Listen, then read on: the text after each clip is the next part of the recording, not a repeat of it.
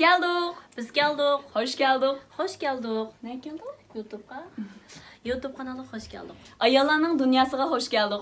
Ticaret hayatı hoş geldik. Bir kolada böşük, bir kolada dünyanı tevirtiyatkan analarımızın kalbiga hoş geldik. Egilik tikligen, egilik tiklevatkan ve egilik tiklemekçi boğan hanım kızlarımızın klubu hoş geldik.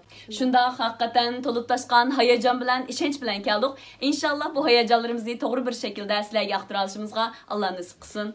Bugün biz bu yerda nima uchun keldik, nima uchun qurildik, nima uchun bu kanalni ochdik, buni sizlar bilan o'rtoqlashimiz.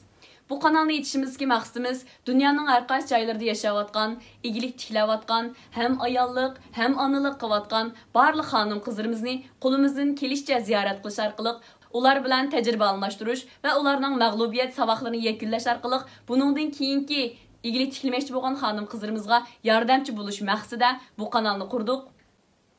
Bu kanalımız aslında igilik tikilgen, igilik tiklayotgan hanım kızlarımızdan teşkillengen igilik tikilgüçü hanım kızlar cemiyetininki bir projekti. Yani birinci projekti. Şundaq birinci projekti. Bizning 2021-yili amaliylashtirish uchun o'tirib qo'ygan, ya'ni bizning bir yakab turib planlagan 20 xil projektimizning tunji plani bo'lib, tunji projekt bo'lib amaliylashtirish uchun sizlarning qarshingizga chiqdik.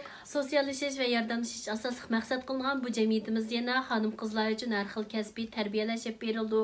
Undan boshqa xonim qizlarimizning ish hayoti va normal turmush hayotidagi besimlarini yengillatish uchun har xil faoliyatlar va undan boshqa sayohatlar o'rinlashtirildi.